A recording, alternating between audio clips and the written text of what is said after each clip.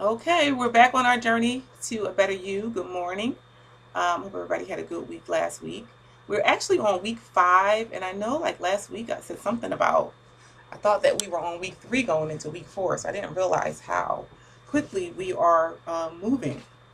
So this week I want to talk about a problem that is pretty common for both men and women, and that problem is what I want to call waist wars because it is truly a battle to keep your waistline intact, especially as you get older. Unfortunately, though, I'm finding that it seems to be pretty common for a lot of young people now, which wasn't always the case. And I think I'm going to save that topic for another day, just dealing with obesity in children and young adults. But right now, I just want to deal with the problems and the adverse effects of having excess belly fat. So when you talk about your waistline consists of your stomach or your belly or your abdominals, and your waist or your obliques, which can sometimes be called or identified as love handles as they begin to grow. But I also want to preface this by saying that first, that all fat is not bad. Your body needs a certain percentage of fat in order to function properly. It's called essential fat. And your body stores fat in your muscles and in different organs and so forth for your body to function properly. A woman can't even bear children if she doesn't have a certain amount of fat in her body. That's why if you're underweight, it can be hard to conceive, or if you're extremely overweight, it can be difficult to conceive. And men as well, like we, not men don't conceive, but men, in order to have proper body function, need a certain amount of body fat. The problem comes in when we have excess fat. And also, just quickly, to understand fat cells are mostly formed as a child, when you're a child. And then as you get older, your fat, you don't produce as many fat cells. Um, so you pretty much have that all that you're going to have. And fat cells, I know we talk about working out and burning fat, but fat really never, the cells never really go away. So when you think you're like working out, you say, I'm going to burn the fat, you're really, technically, you're shrinking fat. Fat cells, they shrink and they expand. So when you're gaining weight, you can produce fat cells, and then those cells begin to grow. That's why I often, when I see children, it just really drives me crazy when I see kids like eating really fatty foods and drinking soda at like 3, 4, 5 years old. I don't understand. But that's a whole nother topic. I think I'm going to do a whole nother topic on obesity in children. It might be a little controversial. That's why I'm kind of like trying to hold back a little bit. But so once those fat cells, you give children certain foods and things, and I will often say you're developing those fat cells by giving them some of the things, a lot of things that they don't need at the time, and that's why we have such an obesity problem in children, and then they end up being a lot of times obese adults. And then some issues are hereditary. And you can see things with parent and children. You can usually see the pattern, but those patterns can be broken. Women in my family are mostly become overweight after a certain age. My mom was like a size 4 forever, and when she got about 38, 39, 40, she began to gain weight. I think at her highest she's been like a size 16. My aunts, my grandmother, it just seems to be an issue. And also like high blood pressure, diabetes, they all run in my family, which made me try to do things differently. Look, you can't avoid everything, but you can at least make an attempt to try to do some things differently. And I probably still need to curb like my sweets, to be honest. I love like sweets, and I always say that. And as I get older, I find my body reacts differently when I eat certain things, like sugar and sodium.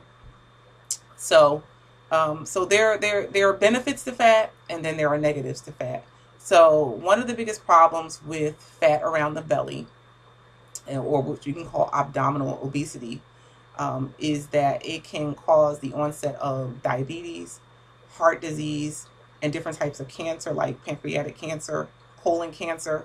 The issue with the cancers is that there are different types of fat, and the particular type of fat that's released and belly fat, and that middle layer of your belly releases toxins or chemicals that can inhibit your body from working properly, and then which actually just opens you up to um, serious diseases and different cancers. So where that guard you might have at one point or at some point, it begins to break down as those chemicals and things are released. So you have to just really be mindful of that, and that's the scary part of it. It's not always just about it doesn't look great, you know. It's ultimately it's just not good for you. And you know when you're starting to get thick around your waist, you start to get back fat, and those are some of the areas that can be the most difficult, really, to work on. So to know if you have a problem, you just have to measure yourself. You can use your tape measure.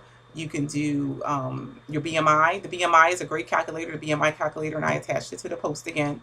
And I have a couple links in the post as well that actually go into greater detail about some of the things that I'm talking about. But I did want to mention, so women, if your waist is more than 35 inches, you should be concerned. Men, if it's 40 or more inches, you should be concerned. So women 35 or more, men 40 or more.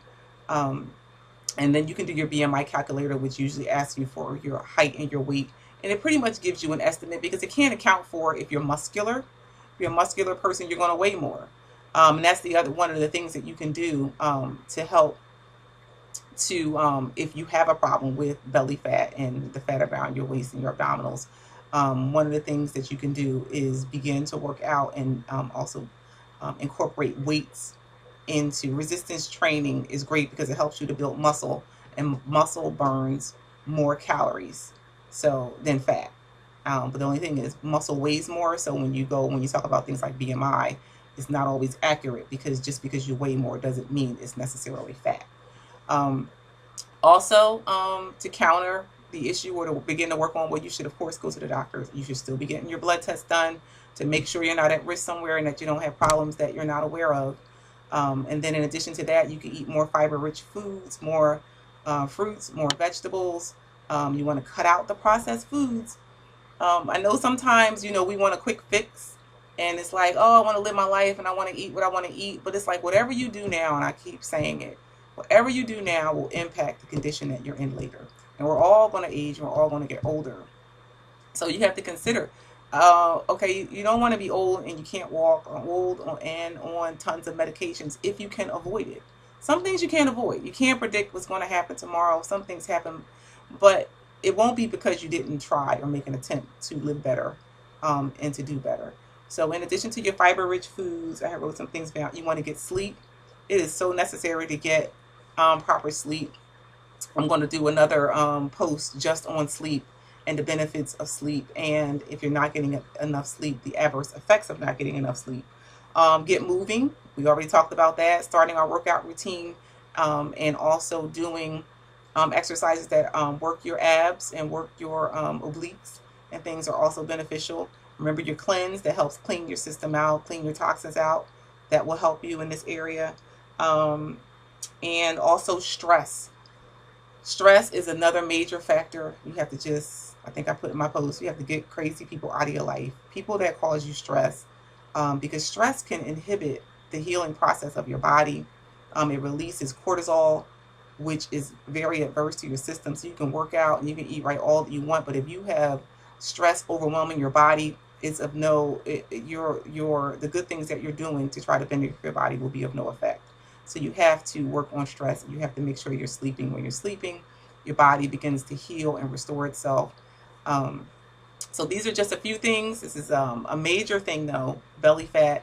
It is very common, or what they're calling abdominal obesity. You have to be very careful when you're dealing with this because it is linked to several diseases. It's not always about just looking good. Of course, will it look better, to have a slimmer waist and have your clothes fit better? But you want to be healthy overall. And so you want to consider that. And like I said, make your appointments and do what you need to do. Get your tape measure your waist, do your BMI calculator, and do what you need to do to get that body in order. Remember, healthy is the new sexy. That's what we're doing here. We want to be overall healthy, and remember that what we do now will impact the condition that we're in later. And that's our overall goal, is to be better. So I hope this was informative. I hope it helps you. And remember, every day is a new day. You can always begin again. If you missed it last week, or if you have not been doing well, you started out well, start over. Tomorrow's a new day. And so that's all for today. You're on our journey to a better you, and have a great week. Bye-bye.